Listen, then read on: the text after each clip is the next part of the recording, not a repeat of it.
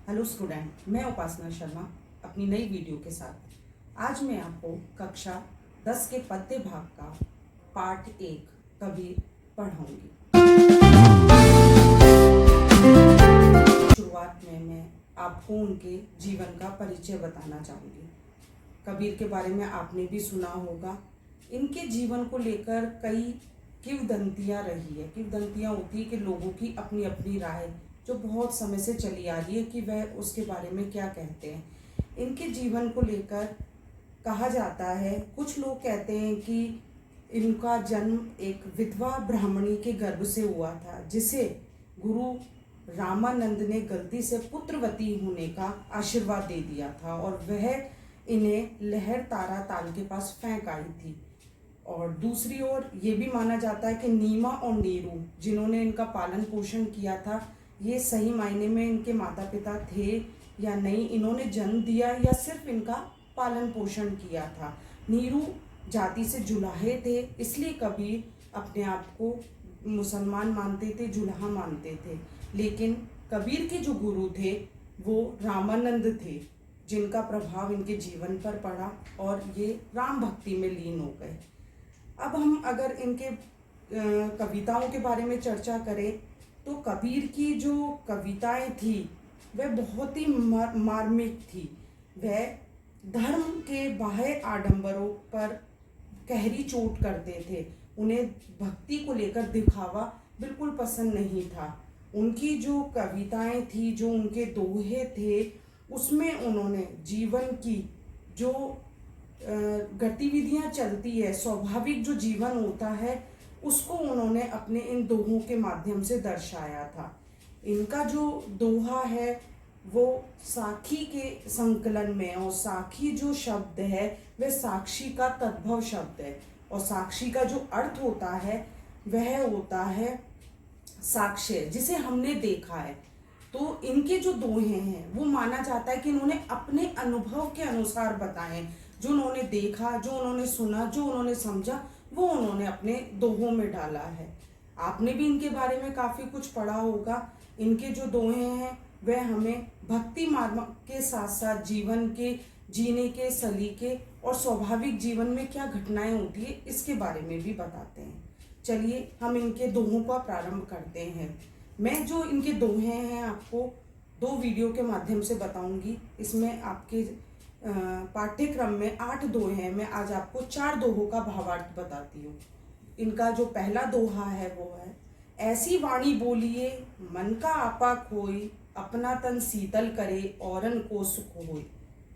किसी भी दोहे का जो भावार्थ होता है वह अलग होता है और उसका अर्थ अलग होता है। अर्थ शब्दों के आधार पर होता है, पर हर दोहा, हर कोई कविता अपना एक भावार्थ ली हुई होती है। अभी हम इसका अर्थ जानेंगे। ऐसी वाणी बोलिए, कबीरदास जी कहते हैं कि इंसान को ऐसी वाणी बोलनी चाहिए जो आपके मन से अहंकार को दूर कर दे, आपके मन का अहंकार खत्म कर दे। अपना तन शीतल करे औरन को सुख होए, जो खुद के तन को भी शीतलता प्रदान करे और दूसरे को भी सुख दे। खुद के तन को शीतलता से तात्पर्य है कि इंसान जब किसी को गलत बोलता है तो उसके मन में एक द्वेष भावना आती है जो उसको क्रोध देती है और उसकी जो शरीर को है अग्नि देती है। पर अगर कोई इंसान बहुत अच्छे से बोलता है और प्यार से बोलता है तो उसका मन भी प्रसन्न होता है और दूसरे का मन भी प्रसन्न होता है। जैसे आपने एग्जाम्पल अपनी लाइफ में भी देखा होगा, ऐसे उदाहरण देखे होंगे कि कभी कभी हम किसी को जब कुछ गलत बोल देते हैं, कुछ गंदा बोल देते हैं, हमें लगता है कि हमें इस तरीके से किसी से बात नहीं करनी चाहिए थी, तो हमारे मन को कहीं ना कहीं पीड़ा होती है, हमारा मन उस बात को लेके दुखी होता है। तो उसी तरीके से इस दोहे का भी अर्थ यही है कि हमें वही बोलना चाहिए जो सामने वाले को अच्छा लगे।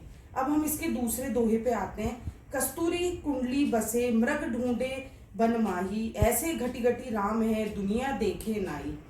कस्तूरी कुंडली बसे, कुंडली या नाभि को कहा है कुंडली, जो मृग कस्तूरी होती है, जो बहुत सुगंधित होती है, वो मृग की नाभि में होती है, लेकिन मृग को पता नहीं होता है। वह उसे जंगल में इधर उधर खोजता रहता है, उसकी सुगंध को जंगल में तलाशता है।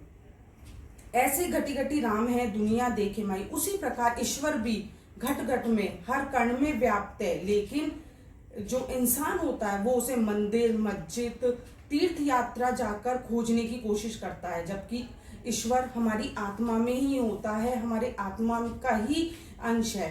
हम आत्मा है, वो परमात्मा है।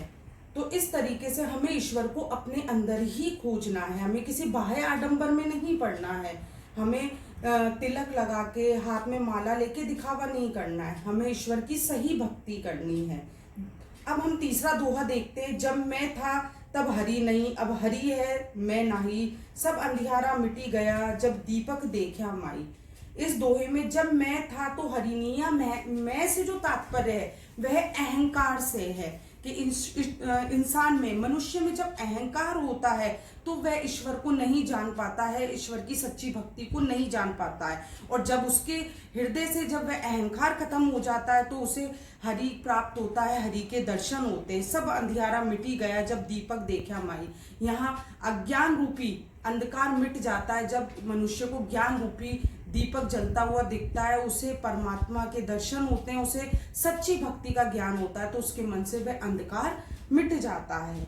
अब इसका जो चौथा दोहा है वो है, सुखिया सब संसार है, खाए अरु सोवे, दुखिया दास कबीर है, जागे अरु रोवे। यहाँ कबीर दास जी उन लोगों के बारे में चर्चा कर रहे हैं जो संसार के काम में, वासनाओं में फंसे हुए हैं, जिनका ईश्वर भक्ति से कोई लेना देना नहीं है। उनका काम है खाना और सो जाना, उन्हें किसी ज्ञान से और किसी भक्ति से कोई मतलब नहीं है। इसे देखकर कबीरदास जी मन ही मन में दुखी होते रहते हैं और वह हर वक्त यही सोचते रहते हैं कि किस प्रकार ईश्वर की भक्ति का इनको ज्ञान हो, इनकी इस अज्ञानता को दूर किया जाए।